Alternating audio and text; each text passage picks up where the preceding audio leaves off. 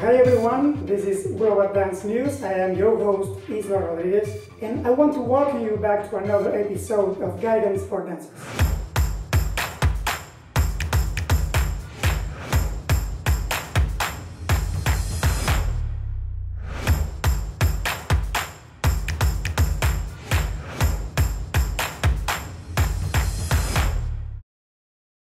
My next guest is a person who has been recognized many times, not only as a dancer, but as an outstanding teacher. I know every word she said will be very valuable for everyone who watches. I want to welcome Mariaelena Ruiz. Teacher, first of all, thank you so much for being here and agreeing to do this. I'm so glad to have you here. I'm so excited and I love the work that you're doing. And I am inspired actually by the other people that have been on and I've been following it. So thank you for asking me. Let's start with the obvious question. How are you dealing with all the COVID-19 thing? Well, we're going on our 7th week. And for us and for me, it was hard when we were at the theater and our dancers were ready to perform. They were warming up at the theater that day, ready to go. That was our tech rehearsal. The next day would have been our dress rehearsal and their performance the following day. They had worked so incredibly hard. We had brought in guest choreographers. We had beautiful pieces going on, a lot of investment. We had a special guest coming. And between an hour and 45 minutes before warm-up, the governor said no gatherings less than 100. Our company alone is 100 dancers. And between us and the staff and the crew, and I just felt, we're not going to be able to do this. So with my associate director, I was like, can we just teach warm up and then send them home? And she was like, Mariaelena, you got to do it now. And I thinking about it, it breaks my heart again because they were so ready to go. And we felt like we can maybe just do it. And it wasn't the right thing. And so we told them, and I broke down, and they usually don't see me breaking down very, very often or at all. And I said, guys, I'm so proud of you. I think you're all great, but I can't risk it. We can't risk it. In our school, in our company, same thing. It's been hard. And my heart goes to all of these educators and students that, I see them on TV, my TV and everything. And it does break my heart as a teacher as well. So in 2015, you started to building and directing a professional ballet program at Cary Ballet Conservatory. What inspired you to do that? There are many things. We moved here and we invested a lot in creating this program, not only me, but my husband and my family. And, as you know, I was the ballet master at the Rock School for Dance Education for many years. So it was a bold move. It was something that the conservatory was looking for. They needed professional training. We needed to build a program that the dancers could stay and get the training necessary to become professional dancers without having to go to another school before getting an apprenticeship or before getting a job. We needed to build a program that had enough hours, had enough point work. And, I brought other components that were important, which were the academic program that we built within the year that I was here. And we built a residence because it was important for me to include dancers from other parts of the country and other parts of the world where I have a lot of following and I've worked in many, many places and they have followed my work at the Rock School. So, and I wanted to keep the hands-on training.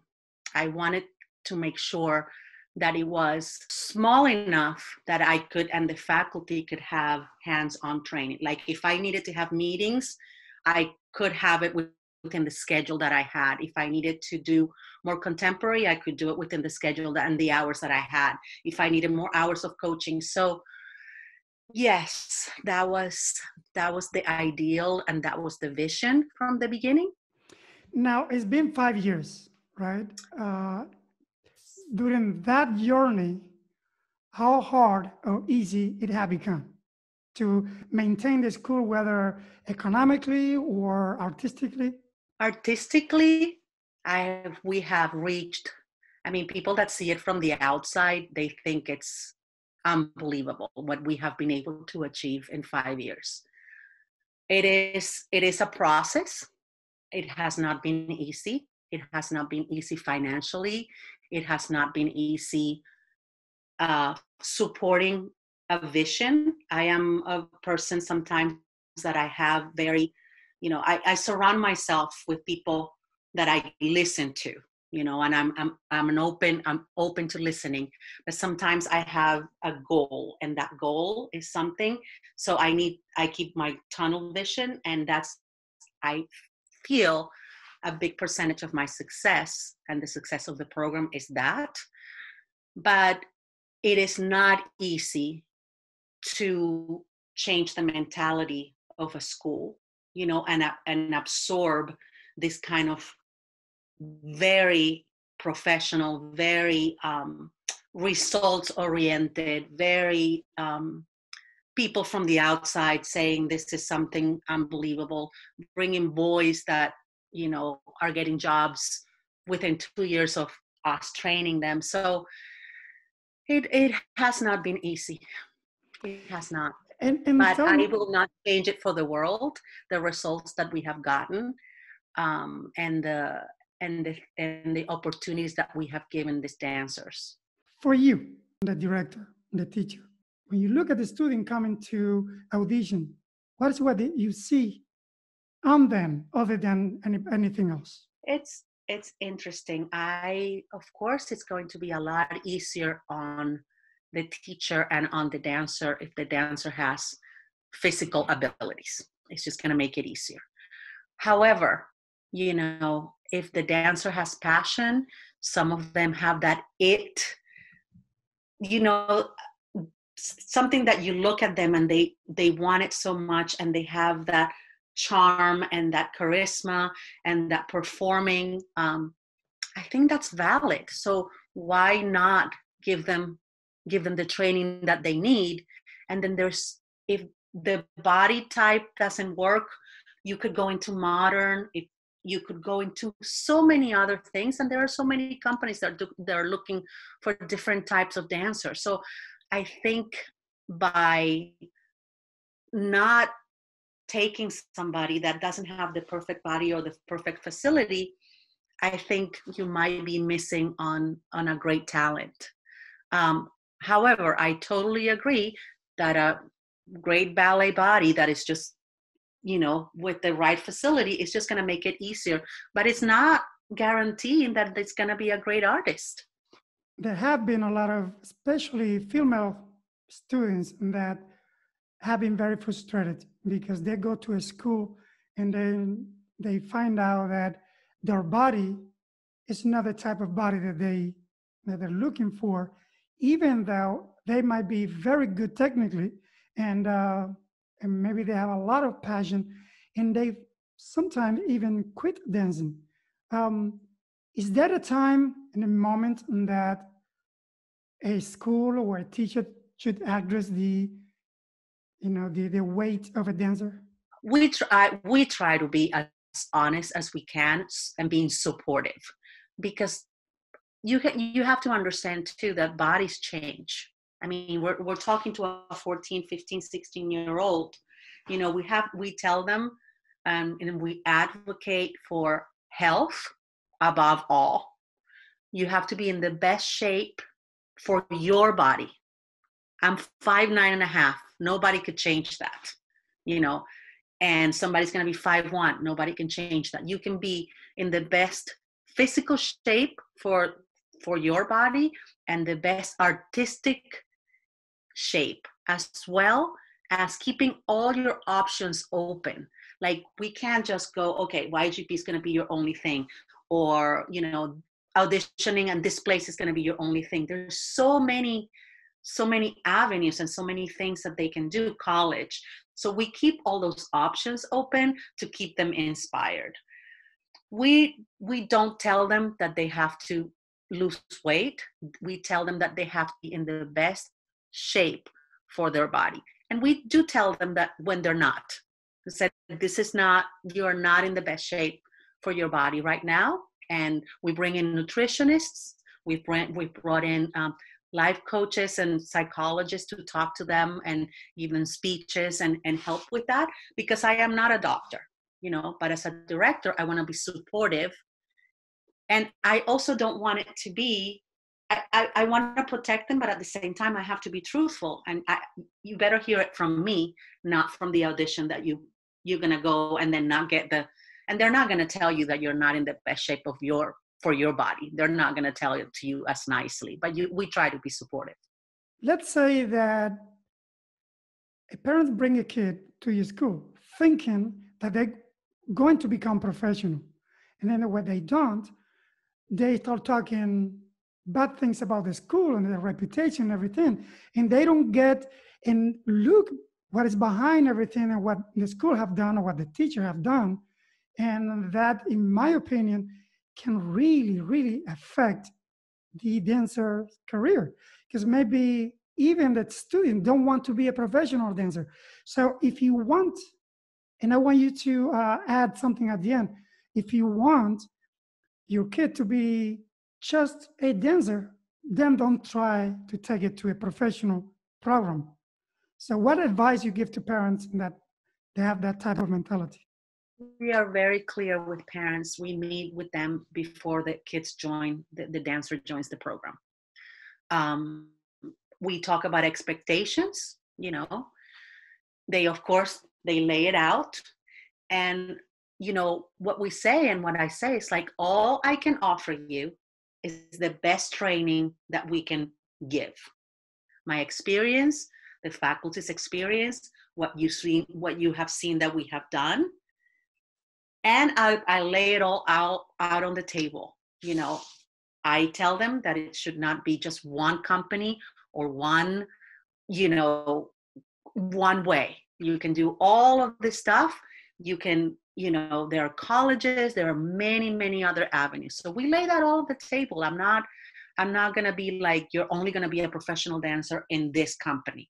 No, there are many ways. And all we promise is to give you the best training possible and give you the opportunities. And then we lay it all out. You lay it all out on the table, all the opportunities that you have, and you have to decide.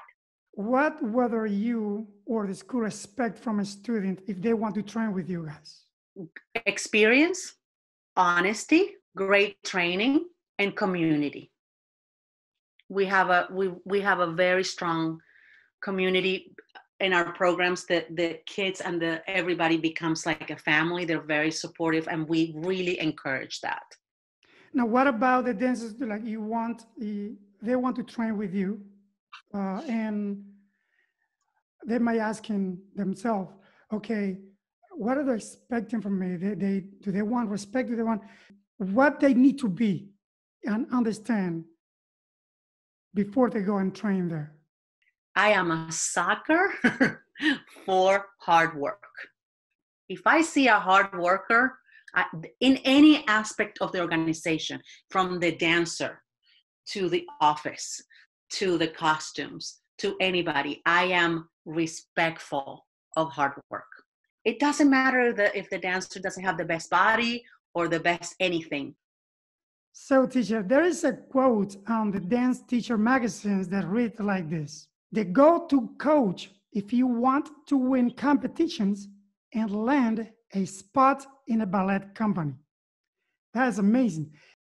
Well, I'm very grateful that Dance Teacher put that quote out there, but it gives me a little bit of, whoa, you know, a lot of responsibility, because a lot comes with, as you know, the responsibility and the timing and so many things go into getting a job in a company. I humbly, thank everybody that has been so graceful to award me so many, and our students and our dancers. And I've been very lucky with amazing talent even from the rock school and here in our program. What advice would you give to a person to a person who is planning to become a director, a school director, or to start a professional training program? Do your homework. The hardest thing is if it's a place that it's already established. Don't think like sometimes like when you get into a relationship, a relationship with another person, that you get into the relationship and you think that you can fix it along the way. When we get to here, when we get married, it'll get fixed or stuff like that. Sometimes we think that things can be fixed. Let me just get into it and then things will get fixed along the way. 90% of the things do not. So make sure that you are very straightforward and you have everything that you can, with the information that you've been given. If you weren't given information, that's not your fault or whatever, but try to have everything set of what you're going to do, your vision, your mission, the 5-year plan, and all of that, because it will be a lot easier than getting into it just thinking that things are just going to fall into place as you go. Surround yourself with people that you trust. Surround yourself with people that it doesn't matter if it's at 10 p.m. at night, you have an idea and that you know that person is going to be there. Surround yourself with people that you just finished the performance last night and you're at some competition and you're having breakfast at 7 a.m. because the kids have 7:30 a.m. open stage, and you're already talking about how you're going to improve things, how you're going to make it better for the kids. Find your tribe.